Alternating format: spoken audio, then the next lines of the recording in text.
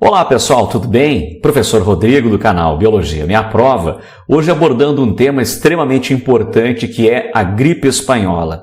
Vamos falar de gripe espanhola por alguns motivos. Entre eles, um dos mais importantes é deixar você atualizado sobre o tema em 2019. Estamos aí no centenário, entre 2018 e 2019, no centenário da pandemia. E por que isso é importante? Porque as bancas que fazem as questões do Enem e vestibulares, se eu fosse um integrante da banca, eu ficaria muito ligado a temas que trazem à tona assuntos como este, temas relevantes. Então, por que não abordar algum tema sobre a gripe espanhola? E isso vale não só para a matéria de biologia, como também contextualizando outras matérias, a história, por exemplo. Mas fica aqui avisado, nós vamos abordar o tema a gripe espanhola e algumas relações importantes sobre essa doença que afetou milhares de pessoas e matou milhares também de pessoas. Vamos então à mãe de todas as pandemias,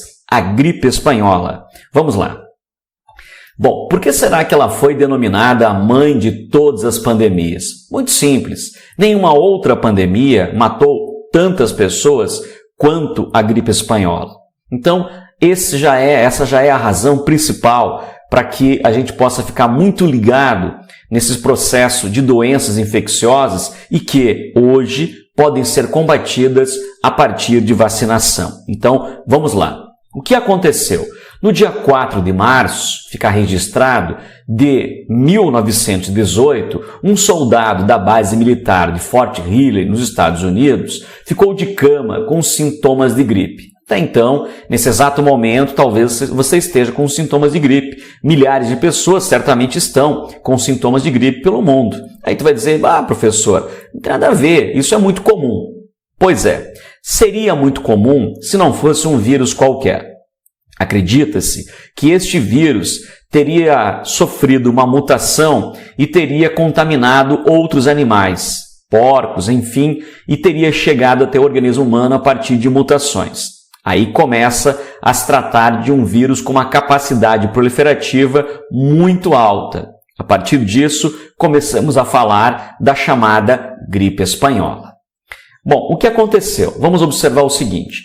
Esse acampamento no Kansas, que treinava cidadãos americanos para a Primeira Guerra Mundial, nesse local foi um dos primeiros lugares no planeta a ter um grupo grande de pessoas doentes com a gripe. Pensa comigo, Primeira Guerra Mundial, aonde os Estados Unidos estava lá atuando com seu grupo militar, e aí você fica imaginando. Aí os soldados começam a ficar doentes e vamos lembrar, na Primeira Guerra Mundial, os medicamentos, as drogas, principalmente antibióticos, estavam engatinhando. Então, não havia tratamento suficiente para esses tipos de doenças, principalmente essas que atacavam rapidamente muitas pessoas e deixavam elas com sequelas e também podendo levar à morte. Bem, vamos em frente. O que mais? A partir de agora, você vai observar outra informação que diz o seguinte, naquela semana de março, mais de 200 soldados adoeceram também, junto com esse soldado, o primeiro deles, ele se chamava Albert Gitchell, esse soldado. Em apenas 14 dias, mais de 1.000 militares foram parar em hospitais e o mal se alastrou para outros acampamentos militares. Veja só. No pico da epidemia, mais de 1.500 militares reportaram a enfermidade em um único dia. Bom, não é uma gripe à toa, né? Mais de 1.500 soldados reclamar de sintomas de gripe num único dia, algo estava muito errado. Bem, nós podemos ver nessa imagem, aqui nós temos um hospital de campanha, onde muitas pessoas estavam acamadas e, infelizmente, certamente muitas dessas pessoas aí faleceram motivada pela gripe espanhola. Mas vamos lá, vamos continuar a falar sobre a gripe espanhola. Bem, a doença se espalhou rapidamente pelos Estados Unidos e pegou carona com soldados americanos que embarcaram para a Europa e lá ganhou o mundo. Bem, bastante importante citar Por que o nome da doença, da pandemia, foi dado o nome de gripe espanhola? Bem, a gente fica imaginando, professor, deve ter alguma relação, deve ter começado lá pela Espanha. Preste bem atenção no que eu vou dizer para vocês. Durante a Primeira Guerra Mundial, a imprensa dos Estados Unidos, Reino Unido, França e Alemanha, ela era censurada e minimizava os dados sobre a doença. Contudo, na Espanha, que era neutro, um país neutro em relação à guerra, os jornais noticiavam livremente as taxas de mortalidade, fato que criou uma falsa impressão no território espanhol que era o mais afetado pela doença. Na verdade, não era o território mais afetado, e sim aquele que divulgava os índices reais de pessoas infectadas e pessoas mortas. Por isso, foi dado o nome de gripe espanhola. Muito bem, então vamos em frente. Agora, vamos observar um pouquinho sobre alguns dados estatísticos sobre quantas pessoas realmente morreram durante essa pandemia. Olha só, a chamada gripe espanhola, que nada tem de espanhola, como nós acabamos de falar agora, ela matou entre 50 a 100 milhões de pessoas entre 1918 e 1919. E vou repetir, é bem importante, 50 a 100 milhões de pessoas. É um número muito grande de pessoas que morreram motivadas por uma única doença causada por um vírus. Já, para você ficar muito ligado, eu vou dizer para você, acompanhe até o final do vídeo, o que o vírus da gripe espanhola tem a ver com o vírus H1N1, que nós sofremos uma pandemia, outra pandemia, em 2019. Aqui no Brasil também, obviamente, muitas pessoas morreram. Se liga então e me acompanha até o final dessa aula. Muito bem. Outra coisa importante, um dado estatístico, gosto muito de falar sobre esses dados. Esse número que eu acabei de citar para vocês, 50 a 100 milhões de pessoas, ele matou muito mais do que a Primeira e a Segunda Guerra Mundial matou. Olha só, matou muito mais do que em 40 anos de uma epidemia de HIV já matou nesse planeta. Muito mais. Uma doença denominada gripe espanhola. Muito bem. Bom, aqui no Brasil nós não ficamos de fora, obviamente. Então, pensa comigo. O Brasil não passou ileso pela doença, estamos marcando aqui. Por aqui foram cerca de 35 mil óbitos, entre eles o presidente da época, denominado Rodrigues Alves. Rodrigues Alves foi um presidente que foi eleito por 2 mandatos aqui no Brasil. Ele nasceu em 1848 e faleceu em 1919, como nós observamos nesse jornal, na imprensa brasileira, que noticiou aqui a Gazeta de Notícias. O Rio é um vasto hospital e, obviamente, a partir disso também, entre essas 35 mil pessoas que morreram, também vitimou o presidente do Brasil, o denominado Rodrigues Alves. Bem, para a gente trazer um pouco mais de história para vocês, aqui eu tenho um periódico que foi publicado há pouco tempo, em 15 de janeiro de 2019, no jornal No Zero Hora, onde faz uma menção sobre há 100 anos o presidente eleito do Brasil era vítima de gripe espanhola antes de assumir o cargo. Antes de assumir o segundo mandato, ele acabou falecendo de gripe espanhola. Bem, olha só, Rodrigues Alves, que havia governado entre 1902 e 1906, morreu antes de ser empossado pela segunda vez. Eu faço um relato da história, mesmo não sendo professor de história, de que esse presidente, ele promoveu no Brasil uma revolução, tentou promover uma revolução sanitária, porque naquela época muitas outras enfermidades acometiam as pessoas por aqui, e ele convidou o médico sanitarista Oswaldo Cruz para capitanear, a partir de então, um setor importante sanitário aqui no Brasil, já que o nosso estado sede seria o Rio de Janeiro, então foi no Rio de Janeiro que ele começou a fazer uma revolução sanitária. E só para citar um dado importante, a partir disso, um grande fato histórico que vocês já estudaram, chamado a Revolta da Vacina, onde, de forma compulsória, ele obrigava que as pessoas todas fossem vacinadas e havia um grupo de pessoas que se rebelavam sobre esse fato, porque faltava informação e eles acreditavam que ficariam doentes, que era um plano do governo para matar as pessoas. Então houve essa revolta que mais adiante foi explicado de forma mais coerente para que essas pessoas fossem realmente vacinadas, e essa vacina era contra a febre amarela, que desde então até hoje se fala muito em febre amarela, e naquela época já matava muitas pessoas por aqui. Mas vamos lá, para não perder o foco, a gente vai continuar com a nossa revisão da gripe espanhola. Bem, continuando, vamos em frente a partir daqui. Agora, nós vamos falar um pouco mais sobre o vírus que causa a gripe. Eu falei para vocês agora há pouco que relação que o vírus que causou a gripe espanhola tem a ver com H1N1 da influenza A gripe suína, que causou uma pandemia em 2009 e aqui no Brasil também tivemos muitos óbitos. Bem importante que o vírus por trás da pandemia era um velho conhecido nosso. Acreditem, o vírus que causou a pandemia era o H1N1, exatamente isso. Obviamente que não era exatamente molecularmente o mesmo vírus, porque ele sofre mutações com muita facilidade, mas a sua estrutura ainda era H1N1, o mesmo H1N1 que nós temos hoje, que se chama H1N1 devido à neuraminidase, que é uma proteína encontrada aqui na sua cápsula, no capsídeo viral, e a hemaglutinina, que é também uma outra proteína, por isso H1N1. Enfim, essa é a estrutura do vírus. O vírus da gripe é um vírus de RNA, todos os vírus da gripe são vírus de RNA, e eles passam através de um contato direto, principalmente através de gotículas de saliva. Bem importante citar este fato. Mas vamos continuar a falar dessa grande epidemia. Bem, o que eu posso falar para vocês é, primeiro, a história ela vai se repetir. E nesse momento, hoje, no dia 28 de abril de 2019, você já fez a tua vacina contra o H1N1?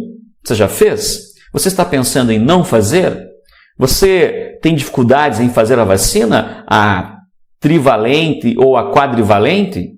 Bem, não esqueça que aqui no Brasil existe um plano de vacinação e que muitas pessoas estão incluídas dentro desse planejamento de vacinação nacional. Então você precisa ser vacinado, ok? Primeiro começamos assim.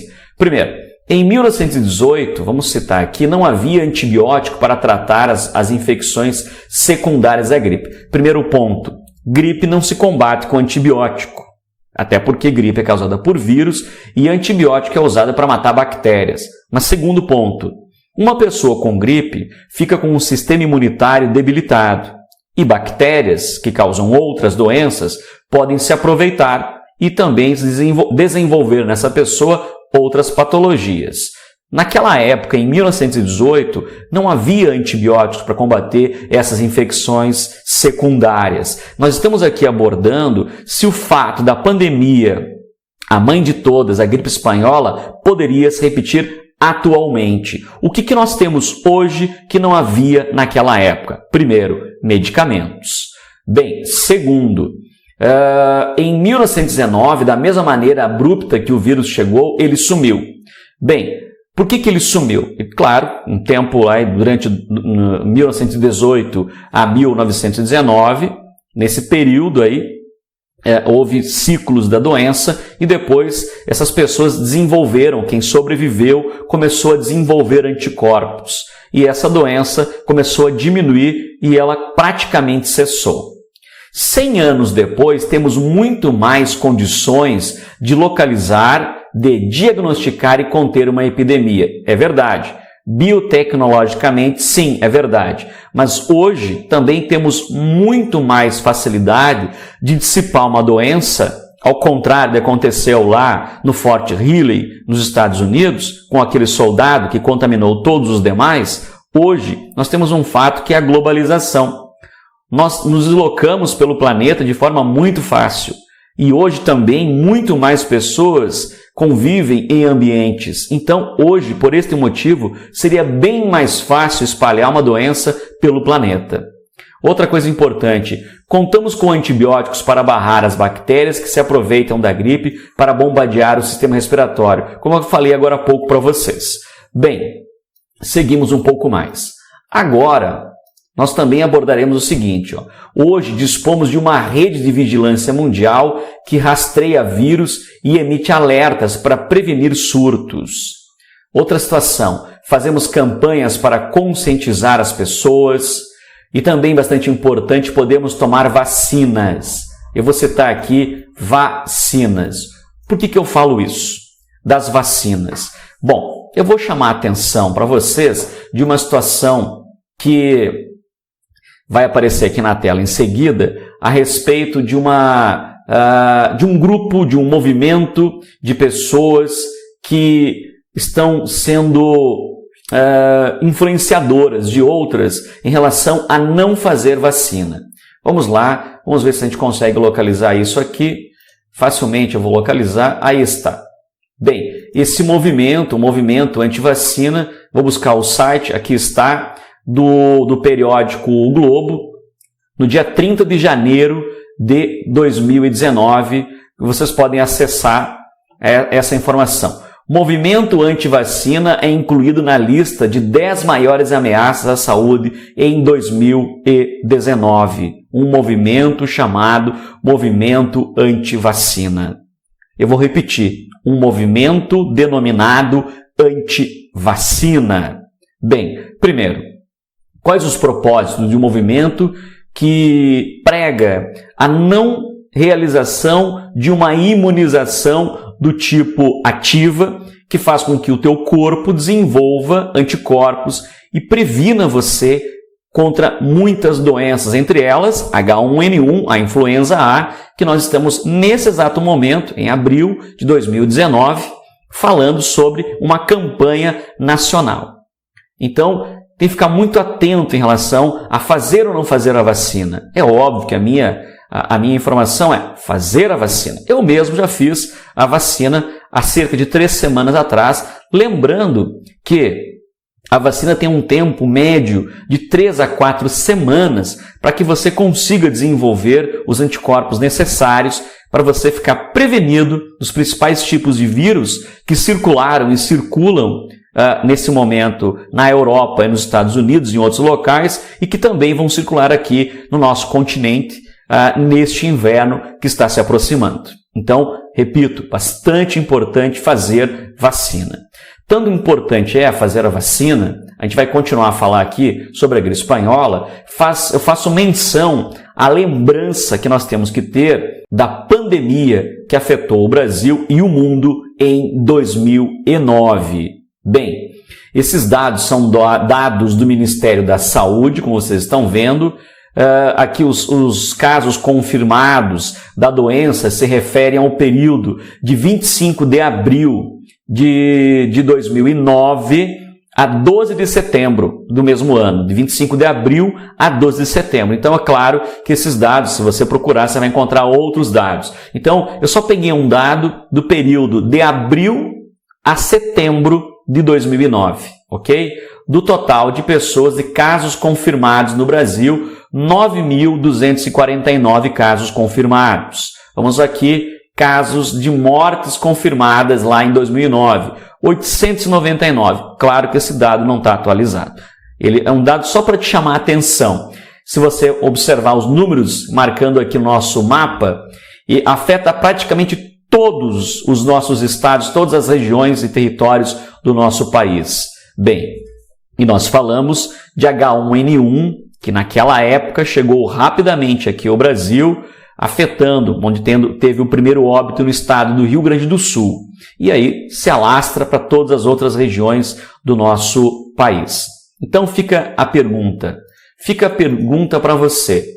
Fazer ou não fazer a vacina? Olha só, Movimento Vacina Brasil. Acho importante, eu não estou aqui ganhando nada para fazer essa propaganda, mas não é uma propaganda. é uma informação. Aonde existe vacina, é necessário fazer para que você se previna em relação à doença. Fica aqui o convite. Outra situação importante, você aproveitou a aula para revisar conceitos sobre a gripe espanhola e mínimos fatos históricos. Lembrando que deverá ser cobrado nas provas de vestibulares, Enem, devido ao fato de que atualmente está fazendo agora, em 2019, 100 anos. 2018, 2019, 100 anos da pandemia, a mãe de todas. Então, muito obrigado por ter ficado até o final. Valeu, até mais. Tchau, tchau.